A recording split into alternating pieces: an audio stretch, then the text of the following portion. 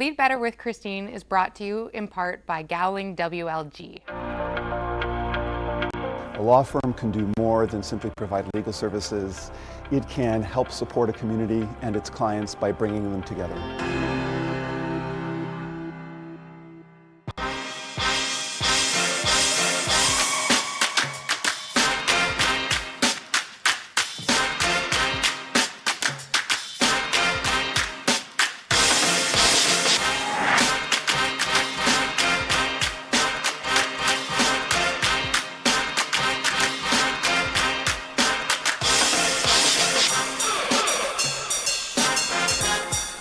Hi everyone, thanks for tuning in.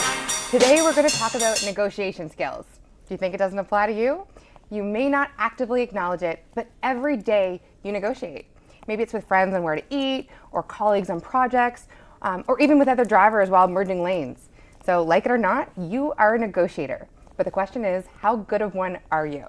Are you constantly making concessions? Or perhaps you justify it by thinking you're just easygoing or accommodating, but this is still you giving into others' requests, meaning you're essentially a bad negotiator. So it's time to start using negotiation strategies to achieve what you want. And to join us today is award-winning educator and strategic negotiator, Dr. Haniyeh Yousofpourfard. Haniyeh, welcome to the show. Thank you, Kristine, for having me here. So let's get started. What Absolutely. is negotiation? Well, essentially, negotiation is the process that we go through to come to an agreement or make a decision. And what sorts of things are negotiable? Everything. Everything is negotiable. Now, you may not always get what you want, but if you're not negotiating for the terms of any agreement that you're coming to, you may be leaving money on the table. There may be opportunities that you're not exploring. So everything is negotiable. And so why is this an important skill for us to develop? Well, I would say it's one of the more common skills that everyone is using in their everyday life, whether it is in our personal life, negotiating with friends, family, making small decisions of where to go out for dinner, all the way to our professional life. When we start a job, we all have to negotiate for our compensation, terms of employment, with suppliers, with customers. And then when you are in the job, you are constantly negotiating with those that you're working with, whether it is working on a project, roles and responsibility. So it's just part of our everyday life. Yeah, you're right. The situations come up frequently throughout our day, and maybe we're only thinking of those big negotiation moments. But you're right, it's daily. It's the little things to the big things, and throughout our professional life, but also our personal life. So what are the benefits of being a shrewd negotiator? Well, being a true negotiator is essentially having the ability to influence others and influence decisions that are being made or any agreements that we are coming up with. So it is just a part of our everyday life. And if we can develop the skills to understand people, understand their interests, what they're looking for, whether it is in the professional space or the personal space, we are just able to develop better relationships and come to better agreements with all parties involved being happier. So it's just one of those skills that is worth your time and your effort to invest in and make sure that you understand the basics of negotiation. And you said something interesting there, so that all parties are happy with the negotiation. I think when I typically think of negotiation, it's kind of like a seize all opportunity, like try to get the most that's on the table, but perhaps that's not the best way to approach a negotiation. Well, that's what most people believe in, so don't feel bad for feeling this way. Because most people think when we are negotiating, it's more that, if I take something, the other person has to give in, but that's not always the case. Part of being a good negotiator is to really understand each party interests, not just the position that they're taking to come to the negotiation table, however that may be, but really understanding what their interests are. And sometimes you can come to an agreement that both parties can get what they are looking for, but to get there, you have to ask the right questions, you have to listen to make sure you understand what each party is looking for. And then it also involves a lot of critical thinking and problem solving to come up with different alternatives to find that one optimal agreement that everyone is going to benefit from. Having said that, that's ideal, right? Not always feasible. So But to get there, you have to go through this process. And then when you come toward the end of the agreement, there may be issues that are more, if one party is giving it up, the other party will benefit from it. But to get there, there's a process to be followed. And that's what most people fail to think of when they think of negotiation. No, and just to highlight some of the points there, when you're doing the negotiation, like you said, you both might not want the same thing. Absolutely. But if you don't come to the negotiation, if you're not there and chatting with an open mind, if you're not actually asking questions and listening, you won't figure that out. And you could think you're fighting for the same thing and realize in the end we could both be happy. Absolutely. Because we're looking for two different parts of the pie here. Absolutely. So I like the crust, you like the filling, we're both happy. There we go, yes. But to get there, you have to communicate and ask Yeah. the right questions And go through the to reveal process. that. Absolutely. And then what about before the negotiation prep? Like what can you do in advance to help better facilitate the conversation? Well, that's a part that is really critical because a lot has to be done before getting to a negotiation table. We have to really do our research depending on what the issue is. And again, there are times that it's just a quick negotiation. You're just talking, coming to an agreement. Where do we want to go and eat? Quick. But when you're talking about more complex negotiation, it's really important to spend time before going to the table to understand what is the space that we're negotiating in, what is each party's background, what has happened prior to this, why are we sitting at this table, what have similar situations been like. So to get a lot of information. And this could be, even in your day-to-day life, many people go through, for instance, the process of purchasing a house or a car or any major purchase that we have. So before actually going through the process of negotiating with the salesperson or with the seller to come to an agreement, you have to do a lot of research to see what are other products in the same category look like, what are the different characteristics that they have, what is the price, what are different options, what are different alternative approaches you can have, and it's not always just the price of it, but there's so many things, the terms, when to close, when to get the product, the insurance on it. So there's so many other aspects that people don't think about it, and you need to prepare and think about and educate yourself before getting to the negotiation table. And then you'll know how to make the best deal. Absolutely. And you talk about critical thinking and listening, communicating, but so how does this come into play with gender? So men versus women, is one better at negotiating than the other? That's a great question, and one that many women wonder, because in reality, depending on the situation, men and women act differently. So in terms of ability, this is a personal skill, and it is not driven from gender. However, women are more likely to negotiate more effectively and be more assertive about what they want when they're negotiating on behalf of someone else. Okay, yeah. But men are just as assertive, whether it's for themselves or for another person. So that's a major difference between the two genders. Right, so it's not like one's better than the other, it's just they're better in different situations. Yeah, it's just that women, when they're negotiating for themselves, they may feel that they're being greedy or they're being too assertive. So it's not a question of ability. They have the critical thinking, they're able to come up with alternatives, but they are just more effective when they're negotiating for someone else. Well, lots more to chat about, and we'll be right back after this break. But thank you so much, Haniyeh, for being here. And I know you're such an expert in this space, and you do a lot of seminars and teaching. And we're going to come right back and talk a little bit more after the break. So thanks so much for being here. Thank you. Hello, Hamilton. It's that time again. Get up, get off the couch, and tackle your own to-do list. Bob's back this summer, every Tuesday, live at 7 p.m. with an interactive show, new concept from an old face. Bob's ready to take your calls, take your emails, and even take your tweets during the live program. So get your questions ready. Again, every Tuesday throughout the summer, only on Cable 14 and cable14now.com. Get your groove on. Join the Matt Kids Walk and Wheel Mascot Dance Challenge, a virtual dance party fundraiser for McMaster Children's Hospital Foundation. Have we got a challenge for you?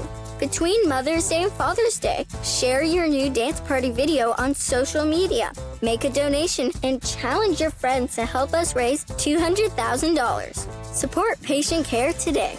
Bust a move and start fundraising at mackids.ca/walkandwheel.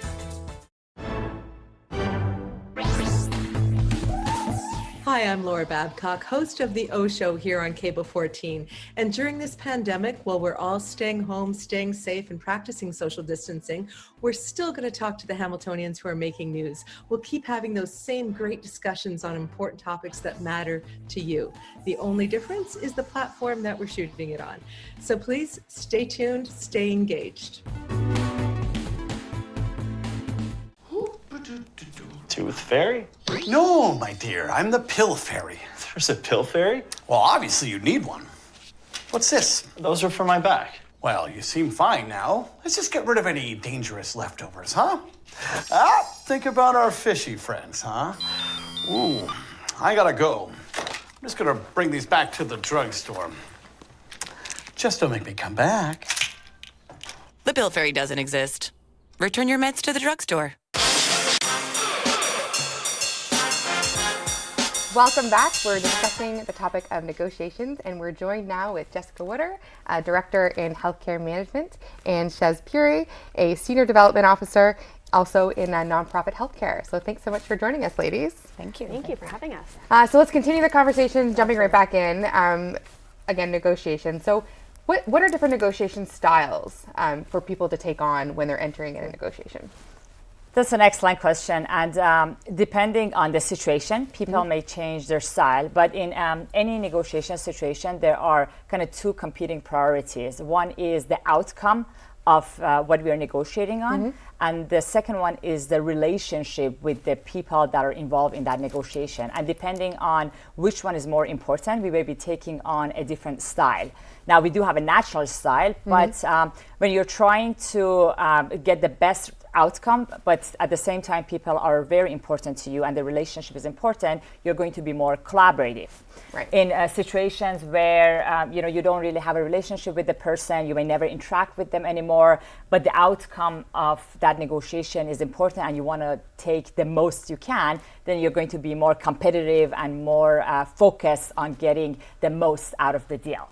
And there are situations that the relationship is more important to you than the outcome, and that's when you're more accommodating and you will go along with what the other person or other parties are asking for. And there are situations that you just want to avoid the negotiation, and that's when you don't care about the topic, you don't care about the relationship with the people who are bringing up the discussion, and you just try to avoid it. Now, there is another one, which you mentioned earlier on, that most people go to, which is compromising. And that's kind of meeting halfway.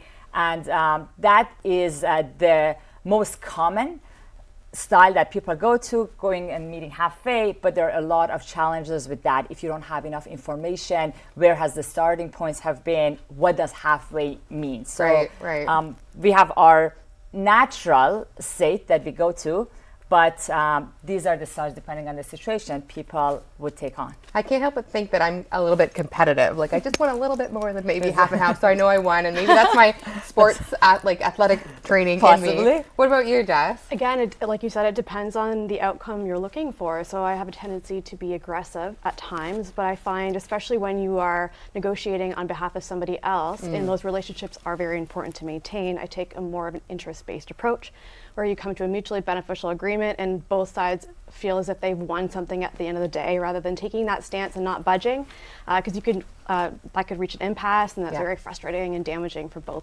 parties. Yeah, no, So fair. more collaborative. That's right. Yeah. Okay. What about you, Shez? I have to agree with Jess. I think when you're negotiating for another cause or something that's close to your heart, I think you're more inclined to be collaborative, but also try to get the most that you can for the deal, because you're fighting for someone else and you're negotiating for someone else or a cause you care for. But when it's for yourself, I feel like sometimes I want to be more collaborative and also a little more conservative in my approach. So I want it to be a win-win situation for the most part, I would say. All right, so a little difference of opinion here, maybe just me. All right, so let's talk about some negotiation situations. So, we've all faced different situations. Jess, kick us off. What's a situation we could talk out? Well, funny you should ask. Recently, I just purchased a house, and I found it an incredibly stressful situation. And I think I was stressed out by it so much because I was so emotionally involved in it, and because it was for myself and for my family. So it was difficult to kind of remove that emotion, but it ended up working out well. You know, we did our research, we did our homework, and we offered something that we thought was fair and reasonable. We also weren't bullied by their arbitrary deadlines, and we weren't afraid to walk away. And we actually did walk away at one point, because you know there's lots of other houses out there, and they came back to us, and that kind of shifted the power dynamic, so we were in a better bargaining position. So I was pleased with the outcome, but it was difficult because it was so personal. No, that's really interesting, like to know when to walk, like what your kind of, you probably have a term for that, but know when your breaking point is on a negotiation, like what is within the range that you'll negotiate, and maybe what is beyond that, and then you would leave the deal. Absolutely. I mean, when you walk into a negotiation situation, it's important to always know that you don't have to make an agreement.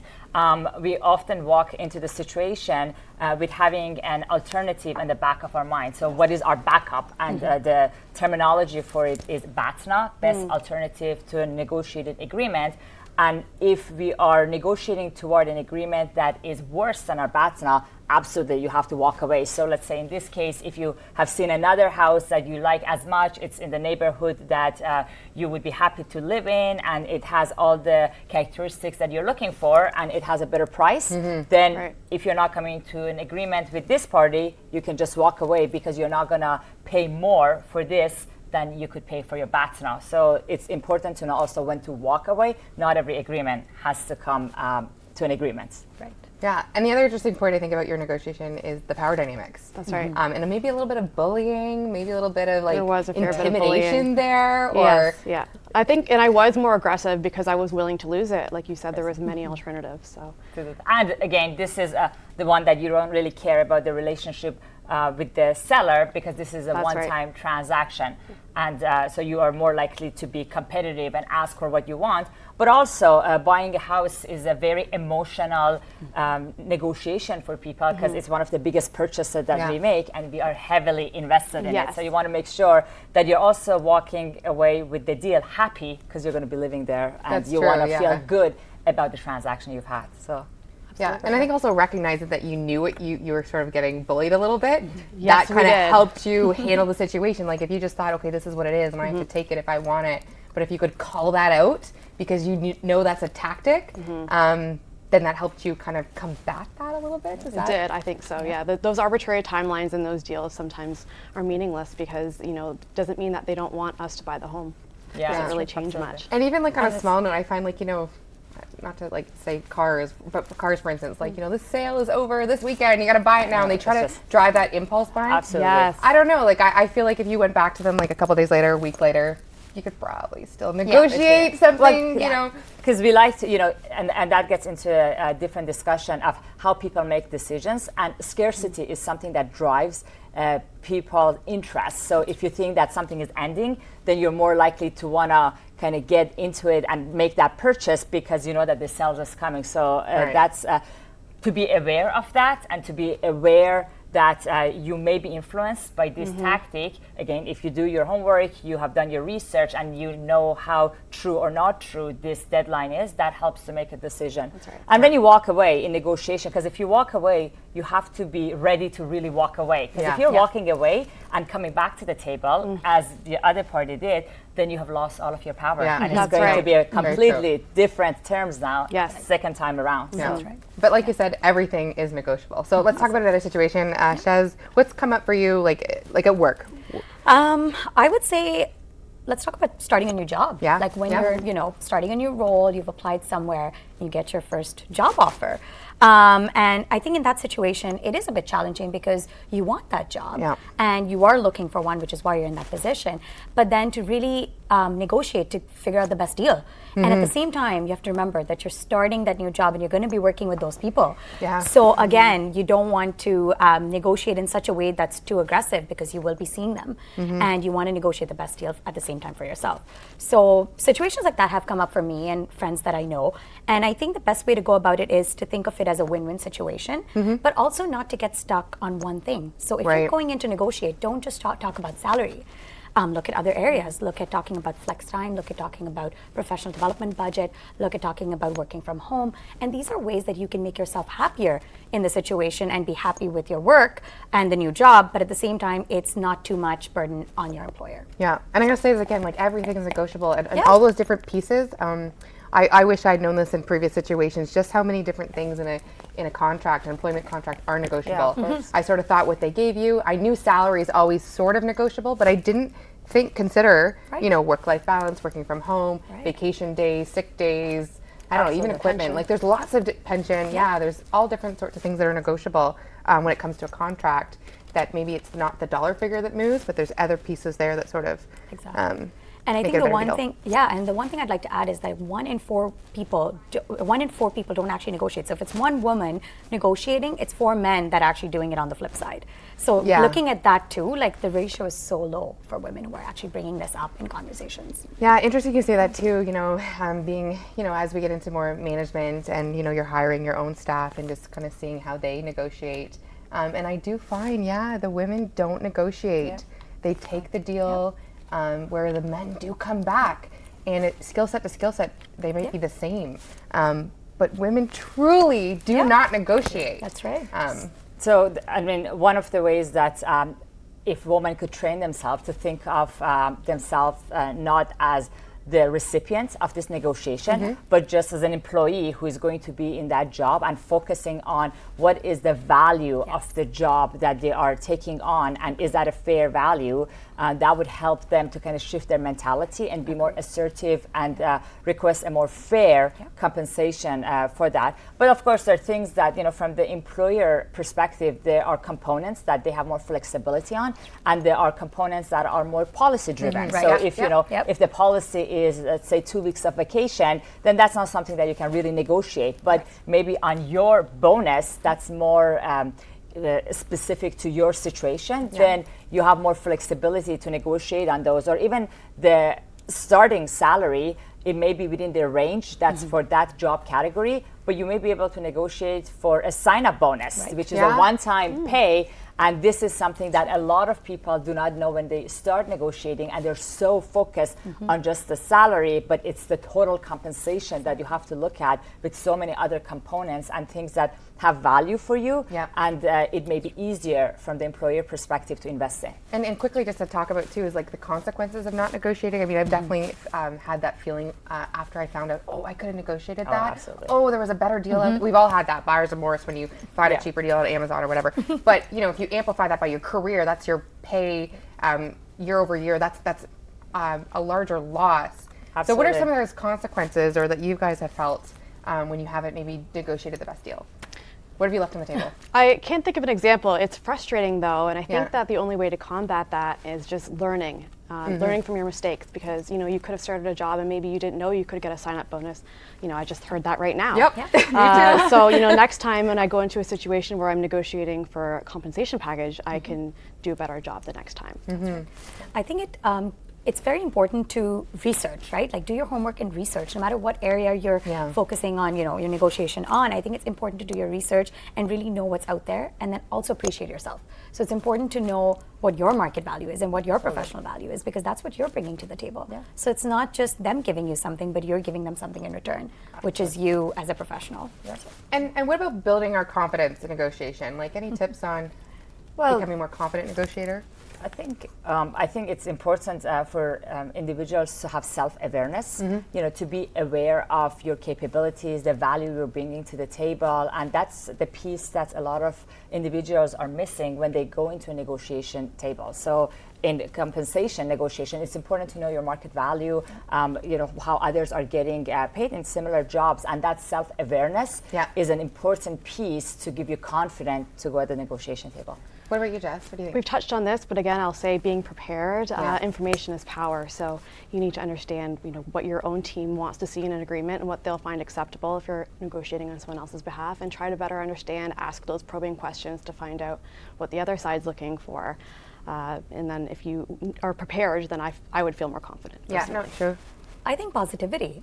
I think, you have to go in being very positive and collaborative. And, you get the best outcomes when you're both working together and problem solving the whatever you're negotiating on together. Yeah, and it goes back to that whole, equal value and looking for what you each want Exactly. out of the negotiation to find that good Outcome. deal. Yeah, Yeah. exactly. So, maybe we're recognizing that we need a little bit more training. What can we do about this? Where do we go next? I know you do some teaching on this topic. Yeah, I mean, absolutely. There are a lot of resources available out there, whether it is in-class training or a lot of resources available online. But, I do a lot of training, just part of that being helping individuals to understand what their style, how do they get influenced, how do they make decisions, and understand how others are making decisions and have the ability to influence the decisions that are being made. Thanks so much. That's it for the show today. We hope you can join us next time. Thanks so much for joining me, ladies. Really appreciate it. Thank you. Thank you.